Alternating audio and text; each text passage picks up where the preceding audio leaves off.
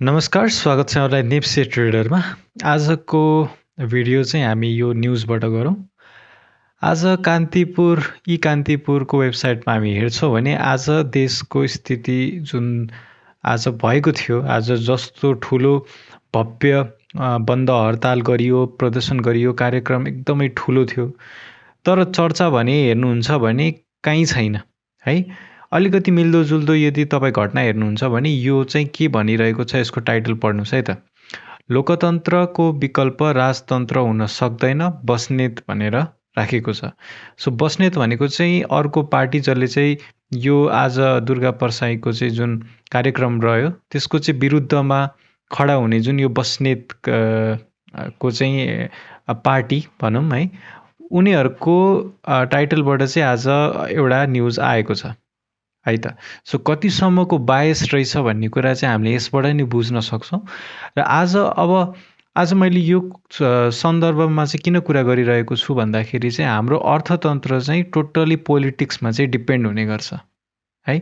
भोलिको दिनमा स्थिति कस्तो हुन्छ त्यही अनुसारले मात्र हामीले लगानी गर्ने हो। भोलि देशकै स्थिति अहिलेको लागि टुङ्गो छैन भने त्यस्तो बेलामा चाहिँ हामीले पैसा फसाउनु भनेको चाहिँ मूर्खता हुनसक्छ है।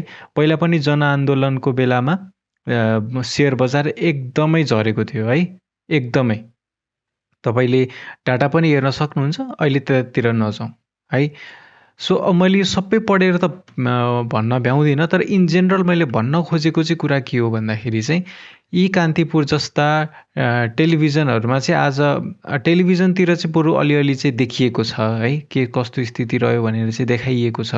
तर हामी यी कान्तिपुरको यो न्युज वेबसाइट हेर्छौँ अथवा पत्रिकै हेर्छौँ भने चाहिँ दुर्गा प्रसाईले गरेको कार्यक्रमको चाहिँ चर्चा खासै गरेको चाहिँ देखिँदैन है। यसले चाहिँ अब यो सबै कुराहरू चाहिँ अब नेताहरूको गोजीमा भएको कारणले गर्दाखेरि उनीहरूको बोली एज अ न्युज भए पछाडि चाहिँ जे सत्य हो, जे भइरहेको छ त्यस्तो कुरा खासमा बोलिनु पर्ने हो। तर यहाँ चाहिँ आफ्नो पर्सपेक्टिभहरू राखिने कामहरू चाहिँ भइरहेको छ। अहिले चाहिँ यो पत्रकारिता भन्दा पनि यो चाहिँ व्यक्तिगत धारणा राखिनु जस्तै कामहरू चाहिँ भइरहेको छ, जसमा चाहिँ हामी सबैले आपत्ति चाहिँ जनाउनुपर्छ है।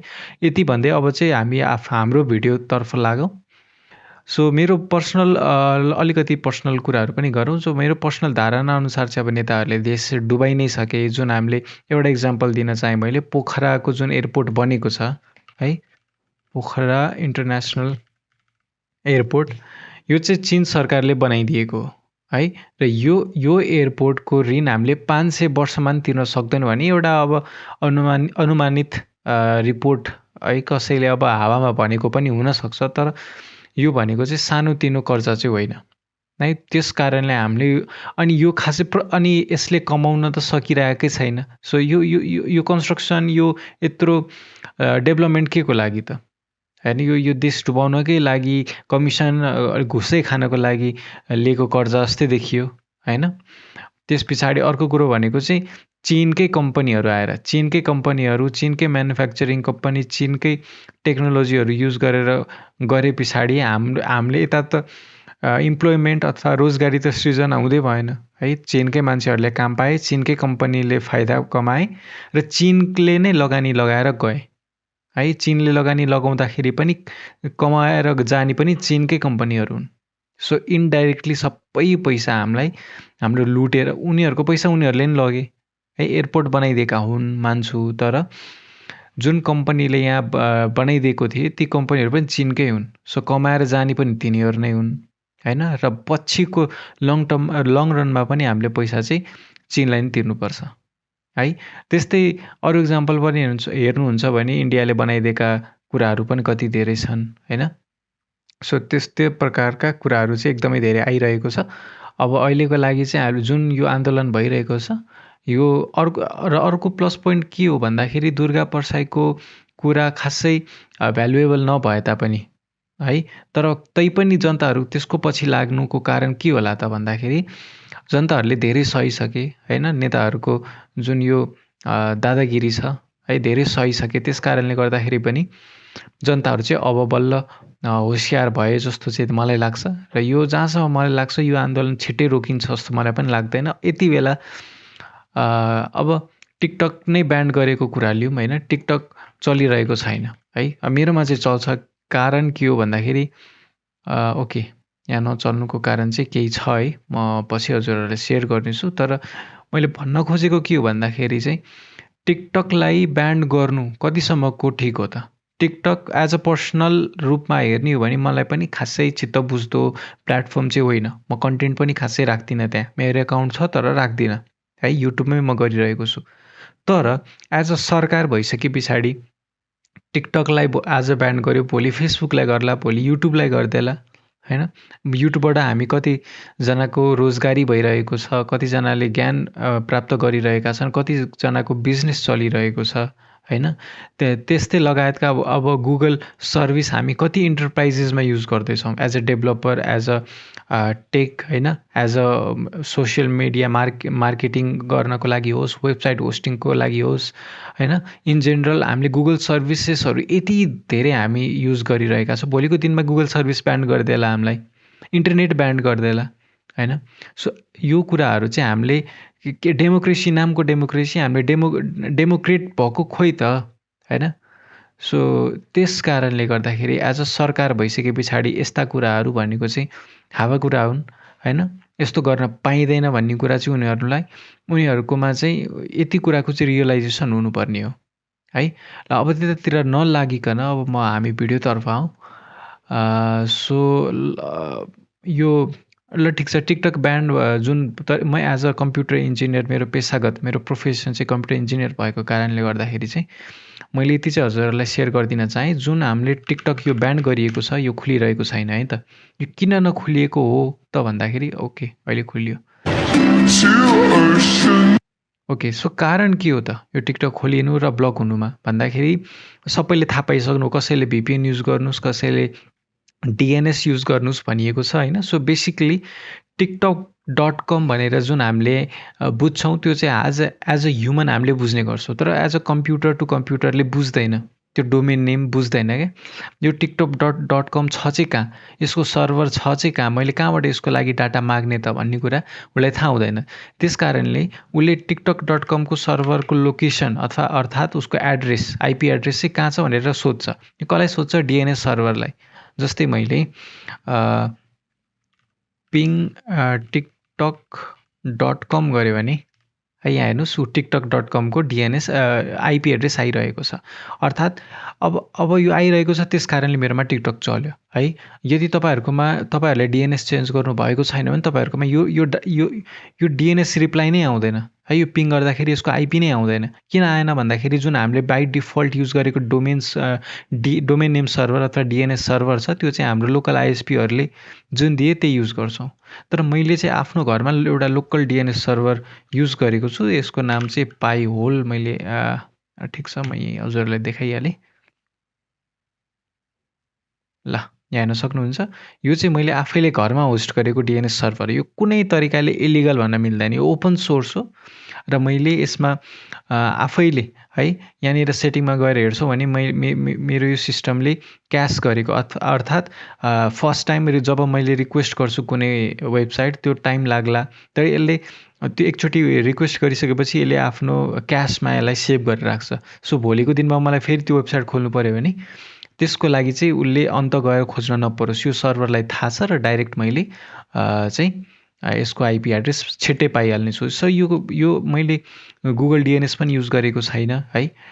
मैले यदि यहाँनिर गएर यहाँ सेटिङमै गएर हेरौँ है, यहाँ सेटिङमा गएर यदि हामी नेटवर्क सेटिङमा जान्छौँ भने ल यहाँ हेरौँ है त। ओके, मैले चाहिँ इथरनेट चलाइरहेको कारणले इथरनेटमा जाउँ र यहाँनिर हेर्नुहोस् मेरो डिएनएस सर्भर जुन छ है। सो मैले प्राइमेरी चाहिँ मेरो लोकल डिएनएस सर्भरलाई राखेको छु है, जसको आइपी एड्रेस छ यो तपाईँहरूकोमा चल्दैन है। यो चाहिँ मैले आफ्नो नेटवर्कमा लोकली होस्ट गरेको कारणले मात्र यो चल्यो है। तपाईँहरूको केसमा राउटरको हुनसक्छ 192.168.1.1 अथवा 1.254 हुनसक्छ है। तर मेरो चाहिँ यो सर्भरको आइपी एड्रेस हो। त्यस्तै इनकेस यो मेरो सर्भर डाउन भयो भने सेकेन्डरीको लागि चाहिँ मैले गुगल युज गरेको छु। यसरी चाहिँ तपाईँहरू युज गर्न सक्नुहुन्छ। यो कुनै तरिकाले इलिगल होइन। यदि इलिगल हो, यदि साइबर सो कल्ड उनीहरूको साइबर ब्युरोबाट रिक्वेस्ट आउँछ भने पनि हामीले त्यसलाई वाहियात कुरा भनेर चाहिँ लिनुपर्ने हुन्छ है। यो एज अ मैले यो सानो जानकारी तपाईँहरूलाई गराउन चाहेँ। अब तपाईँहरूको मर्जी टिकटक ब्यान्ड, मलाई अब जस्तै टिकटक ब्यान्ड गर्नु नै छ भने मैले यहाँबाट ब्यान्ड गर्न सक्छु होइन। यहाँबाट मैले यहाँ धेरै साइटहरू मैले यहाँ ब्लक गरेको छु होइन। त्यसै गरी तपाईँहरू पनि यसो मैले यहाँनिर टिकटक अघि ब्यान्ड गरेको कारणले के एकछिनलाई फर्स्टमा नचलेको हो, त्यसपछि मैले यसलाई डिसेबल गरेको छु, त्यही भएर यो चलिहाल्यो। सो यसरी तपाईँहरू आफैले कन्ट्रोल गर्नुहोस् बरु होइन। तर सरकारले चाहिँ कन्ट्रोल गर्न मिल्दैन कि यस्तो कुराहरू, यो चाहिँ उनीहरूले बुझिदिनु पर्ने कुरा हो। अब लागौँ हाम्रो भिडियोतर्फ है। आज मैले हाम्रो नेप्से बजारको भन्दा पनि अरू बाहिर कुराहरू अलि धेरै गरेँ, त्यसको लागि मैले क्षमा चाहेँ। सो आज बजार हेर्छौँ भने 9.87 पोइन्टले चाहिँ बढेको छ आज बजार। दिनभरि त आज घटेकै थियो है। त्यसपछि अब मान्छेहरूको मनोबल न हो, भोलिको फ्युचर राम्रो होला जस्तो लागेर अहिले बढेको छ। तर खासमा हामीले बुझ्नुपर्ने कुरा के हो भन्दाखेरि हाम्रो जुन राज्य चलाउने नीति छ त्यसकै टुङ्गो छैन अहिले होइन।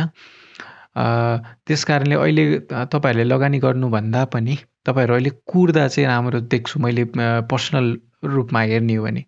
तर टेक्निकल र फन्डामेन्टलको कुराहरू गर्छौँ भने चाहिँ स्टिल त्यहाँ चाहिँ होप छ है। त्यस्तो डराउनु पर्ने स्थिति छैन।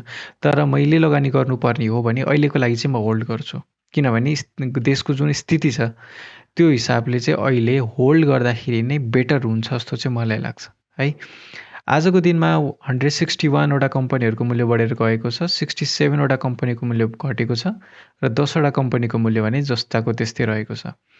टप गेनरको कुरा गर्छौँ भने बिएनएचसी, टिएसएचएल, स्किल्स, एसआरएलआई, एससिआइसी यी कम्पनीहरूको मूल्य सबसे धेरै बढेको छ भने टप लुजरको कुरा गर्छौँ भने नोबेल, केएलबिएसएल, एसएमबी, एमएसएलबी, एचएलबिएसएल यी कम्पनीहरूको चाहिँ मूल्य सबसे धेरै घटेको छ।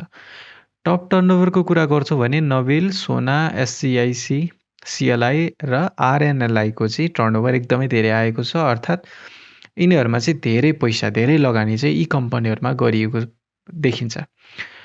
भोल्युमको आधारमा हेर्छौँ भने डाटा आइसकेको छैन। मैले एकचोटि फेरि रिफ्रेस गरेर हेर्न चाहेँ, आइ पो हाल्छ कि आउँदैन जस्तै लाग्यो मलाई। ल ठिक छ, केही फरक परेन। म एकचोटि फेरि यसलाई लोड गर्न खोज्छु। ल ठिक छ, यो वेबसाइट खुलिहाल्यो। सो टप भोल्युमको आधारले हेर्छौँ भने सोना, नोबेल, पिआरएसएफ, एलइसी र सिएलआई यी कम्पनीहरूमा भोल्युमको हिसाबमा चाहिँ धेरै कारोबार भएको छ। ट्रान्जेक्सन वाइज हेर्छौँ भने सोना, सिएलआई, नोबेल, आरएनएलआई र एसएनएलआईमा चाहिँ धेरै कारोबार चाहिँ भएको देखिन्छ है त। अब सेक्टर वाइज हेरौँ। ब्याङ्किङ इन्डेक्स चाहिँ घटेको छ 0.72%ले, डेभलपमेन्ट ब्याङ्क 1.75%ले बढेको छ, फाइनेन्स 1.14%ले बढेको छ, होटल एन्ड टुरिज्म 0.61%ले बढेको छ, हाइड्रो पावर 1.09%ले बढेको छ, इन्भेस्टमेन्ट 0.42, लाइफ इन्सुरेन्स 3.37%ले बढेको छ। लाइफ इन्सुरेन्स चाहिँ निकै राम्रो बढेको छ। म्यानुफ्याक्चरिङ एन्ड प्रोसेसिङ हेर्छौँ भने 0.91%ले बढेको छ, माइक्रो फाइनेन्स 0.28%ले घटेको छ, म्युचुअल फन्ड 0.07ले बढेको छ, नन लाइफ 1.86%ले बढेको छ, अदर इन्डेक्स 0.1%ले घटेको छ, ट्रेडिङ इन्डेक्स 1.16%ले बढेको छ है त। अब जुन हामीले पोलिटिकल इनस्टेबिलिटीको कुरा गऱ्यौँ त्यसमा चाहिँ फाइनेन्स, डेभलपमेन्ट ब्याङ्क र माइक्रो फाइनेन्स पर्न जान्छ र ब्याङ्किङ पनि पर्न जान्छ है।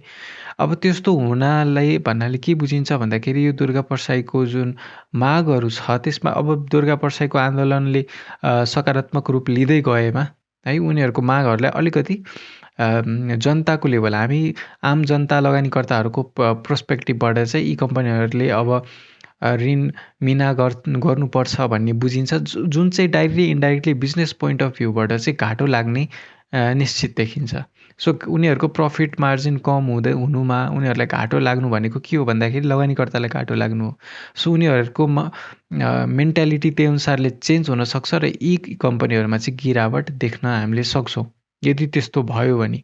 त्यस कारणले गर्दाखेरि पनि मैले भनेको अहिलेको लागि फेरि लगानी गर्नेलाई सुरक्षित कम्पनी र फन्डामेन्टली पनि हामीले हेरेर लगानी गर्ने हो भने यी कम्पनीहरू नै लगाउने हो। तर जुन हामीले पोलिटिकल इन्स्टेबिलिटीको कुरा गऱ्यौँ, फेरि यी कम्पनीहरू यी सेक्टरहरू नै इफेक्ट हुने कारणले गर्दाखेरि अहिलेको लागि होल्ड गर्नु भनेर मैले भनेको है त। अब जाउँ टेक्निकल चार्ट तर्फ है त। सो टेक्निकली बजारमा हेर्छौँ भने आज भोल्युम धेरै आएको छ है। भोल्युम धेरै आउनुमा दुईवटा कारण हुनसक्छ। मार्केट बढाएर केही दिनमा फेरि झारिदिने है, अथवा यही मौका हो भनेर सबैलाई झर्छ जस्तो लागेको बेलै कोरोनाको टाइममा बत्तिसै हामीले हेर्न पाएका थियौँ। त्यस्तै पनि हुन सक्ने चान्सेस छ। तर हामीले अहिलेको लागि धेरै लोभिएर बटममै त हो भनेर किन्नुभन्दा पनि 1-2 दिन हेर्दा चाहिँ बेटर हुन्छ जस्तो मलाई लाग्छ। मेरो पोइन्ट अफ भ्यूमा चाहिँ यस्तो छ। तपाईँहरूलाई त्यस्तो नलाग्न सक्छ। सबैले एउटै कुरा लाग्नुपर्छ भन्ने छैन। अब म पनि अनबायस्ड भएर म आफ्नो टेक्निकल एनालिसिस पनि गर्नेछु है त। सो पहिलो नम्बरमा मैले एमएसिडी लगाएर हेर्न चाहेँ। एमएसिडी लगाएर हेर्छौँ भने आज बाई सिग्नल जुन आएको थियो जो स्टिल भ्यालिड भएको छ, हिस्टोग्राम पोजिटिभ एरियामा बढिरहेको छ। सो एमएसिडी अनुसार एकदमै पोजिटिभ छ।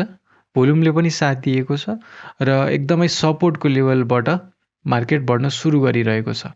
अर्को इन्डिकेटर आरएसआई लगाएर हेर्छौँ भने पनि पोजिटिभ देखिएको छ। 43.84 मा चाहिँ पुगेको छ आरएसआई। 50लाई ब्रेकआउट दियो भने हामीले बल्ल अलि ठुल्ठुलो क्यान्डल हेर्न सक्नेछौँ। अहिलेको लागि यति भनेको एकदमै राम्रो चाहिँ वृद्धि भइरहेको छ। बोलिङ्गर ब्यान्ड लगाएर हेर्छौँ भने एउटा साङ्गुरो यो न्यारो हुँदै गएको छ, अप्पर ब्यान्ड र लोवर ब्यान्ड। यसले चाहिँ कि तल कि माथितिर एउटा ब्रेकडाउन दिने निश्चित छ। जुन तरिकाले बजार बढिरहेको छ यसले चाहिँ माथि ब्रेकआउट दिने सम्भावना एकदम धेरै देखाएको छ टेक्निकली रूपमा है त। सो त्यो हिसाबले पनि तपाईँहरूले ट्रेड लिन सक्नुहुन्छ है। सो तपाईँलाई सर्ट टर्ममा यदि तपाईँहरूलाई प्रफिट चाहिएको छ भने स्टिल र पोलिटिकल इन्स्टेबिलिटी जस्तो सुकै होस् हामीले टेक्निकलीलाई ट्रस्ट गरेर हामीले ट्रेड गर्न सक्छौँ।